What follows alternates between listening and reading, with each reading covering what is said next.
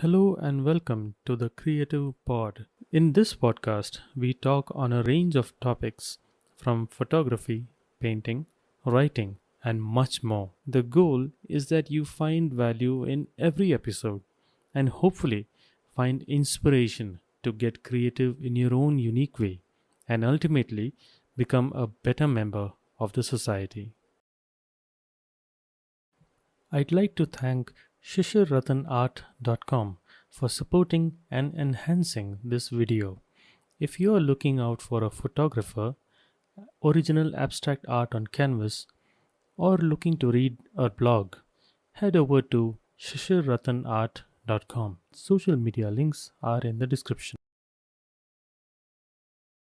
Today I have an interesting topic. I would like to talk about how to look at a photograph or even a painting and how to appreciate that.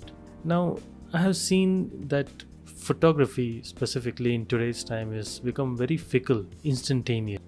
What happens is, even in that fleeting moment, a photograph which is taken has some value to it. There is someone's feeling, emotion, and memory attached to it.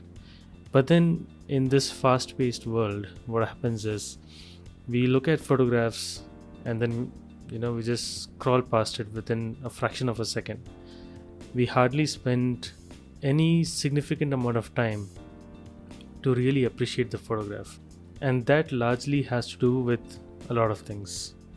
Yes, it's complicated, it's not very simple, but some of the most key and contributing factors to that is that there is so much information in front of us and we are connected with so many people that there's always something exciting, just a scroll ahead. So we intend to spend a fraction of a second on a photograph, maybe another few fractions on liking it.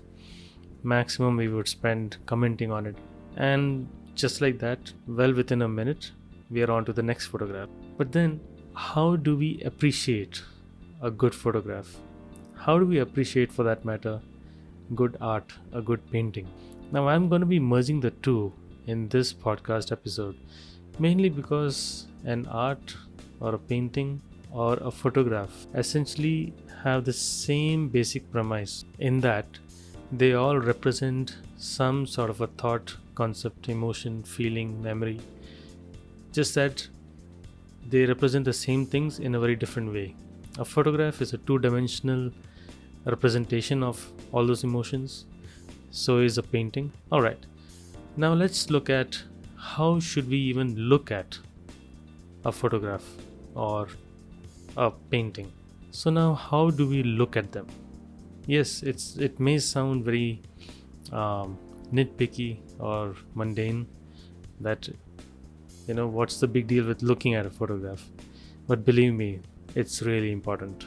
Now, when you look at a photograph or a painting, keep in mind that there is something called the rule of thirds. What it does is basically imagine a tic-tac-toe kind of a grid on your photograph or your painting.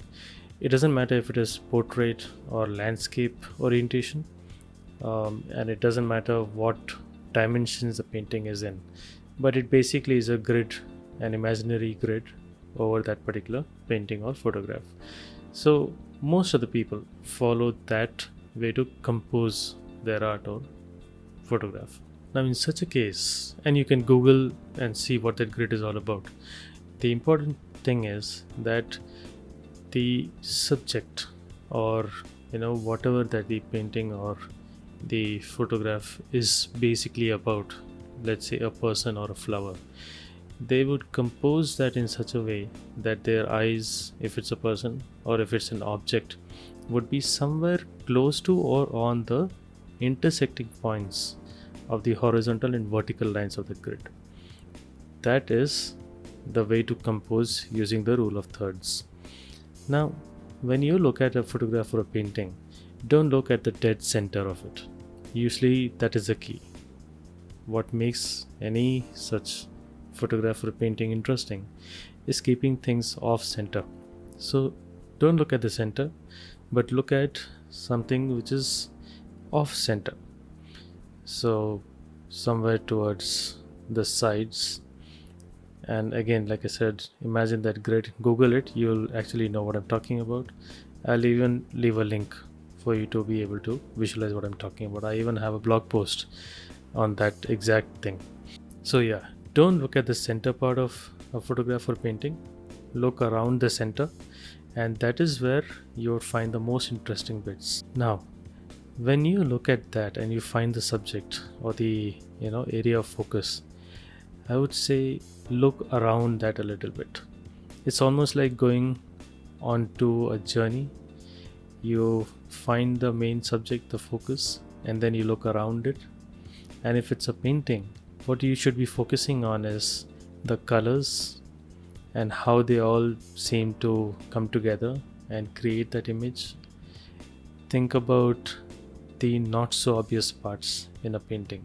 A painting is not exactly a photograph, right? It is not the exact true 100% representation. It is something that has come out of an artist's imagination and effort, and his or her masterly strokes and skill is on full display when it comes to a painting. So look around that, look for the colors, and if you can come close to the painting, or if you're looking at a painting online, if you can zoom into it, I would say zoom into it or come close to the painting.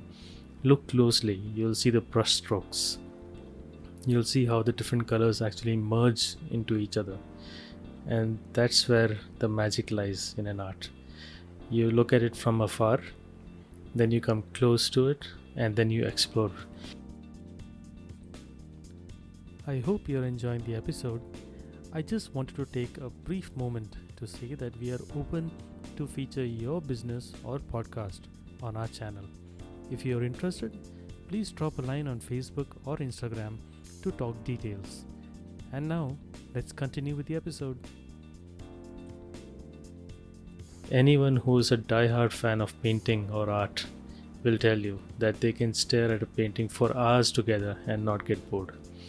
It is because they are not just looking at the overall painting, but they're looking at the different parts of that painting. There is so much to look at. It is crazy. If you can download a high-resolution image of the Mona Lisa, you'll realize that it's not just the Mona Lisa's smile which is interesting, but look around the Mona Lisa.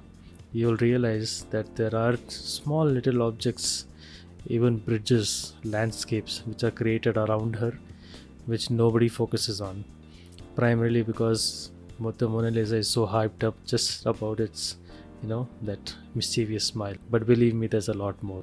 We just need to explore around her. Now let's come to a photograph. Not very different from what I said for a painting. Just that in a photograph you may not see brush strokes, but you will see elements which are out of focus.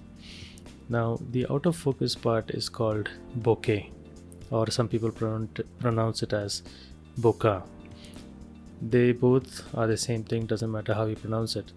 What's important is that you understand what that is. Now for a lot of people, bokeh is the out of focus portion of any photograph, but actually it is a Japanese word, and it means the correlation of the out of focus parts of an image with the subject which is in focus, and how they both come together to create a complete image. So it's not all about how blurry the background is, but it's more about how the blurred out background is creating harmony with the in focus subject. So when you look at any photograph, it could be from a mobile phone or it could be from a DSLR. But for this particular example, let us stick to photographs that have actually been taken with a good camera like a DSLR by someone who knows how to take good pictures and is able to compose properly, because that is where you would actually spend some time, unless of course you have an extremely strong emotional connect with a particular photograph, and then it won't matter with what it has been shot anyway. So with that being the premise, when you look at a photograph, again the rule of thirds applies over there too. Look at your subject, look around the subject, and focus on how the photograph has been composed. Let's take the example of a landscape. Now, landscapes are interesting because you will rarely have, out of focus elements over there, because typically you're trying to cover a very large area, so it will typically be a wide angle shot. But then anything out of focus will essentially ruin the image, because you want the foreground and the background. Let's say you want the lake, which is closer or in the foreground, and the mountain behind the lake to be all in focus. So when you're looking at that, again, apply the rule of thirds and see how the mountains, the sky, and the lake are all well balanced in an image. Well balanced in the sense there's not too much of the sky, too much of the mountain, or too much of the lake, but they all have just enough of them represented in that photo to show you the entire landscape that the photographer went to. If you're looking at a portrait, obviously the focus here would be a person or even an animal. Typically, you would have the person's eye closest to the camera in complete focus. When we look at a face, it's the eyes that we look at first. It is something primal. We tend to focus on the eye more because that's how people look at. So look at the eye, look at the skin tone, the hair, the smile, and then look at the background. That is how you would sort of unravel the image, and then you'll be able to appreciate the entire image as a whole. Think of the photo of a bride or a groom, for example. Let's say there's a picture of the bride and groom. They're coming towards the camera with the guests all right behind them. Now, in such a case, what would be an interesting looking photograph? Well, obviously the bride and groom in complete focus, and rest everybody behind them blurred out. I'm not saying completely out of focus, because you have to have some semblance of what's behind them, but then you wouldn't want everyone to be in focus unless of course it's a group photo. Let's take the example of a portrait of a groom. The groom is looking right at the camera and the bride is, say, just behind him, but then you focus in such a way that the groom's eye is in complete focus and is smiling, and his bride is right behind him. So in such a case, that picture will tell you the story from the groom's standpoint. You'll look at the groom's eye, the groom's face, and then you further go back and you see a silhouette or a blurred out image of the bride. Now this is how you have to learn to look at a photograph or a piece of art like a painting, wherein you just don't look at the whole thing in one go, but you go on a little journey.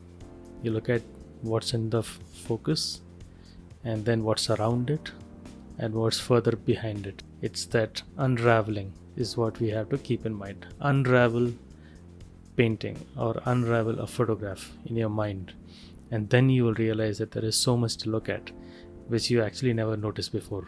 Alright, now that being said, I would like you to share what you did after listening to this podcast. Did you go and check out any picture or any painting? Did you discover something? What did you feel? Share with me in the comments. I would love to hear from you. Interact with me on my social media links. I really would love to hear from you about what more you would want me to talk about. Or if you have any questions, I'd love to address them in my upcoming episodes. That concludes the episode, and we earnestly hope that the topic would have ignited your creativity or inspired you to get started on something. Please ensure to follow us and engage with us on social media. The links are in the description, and also feel free to share the podcast or the episode among your friends. Goodbye and best wishes to you.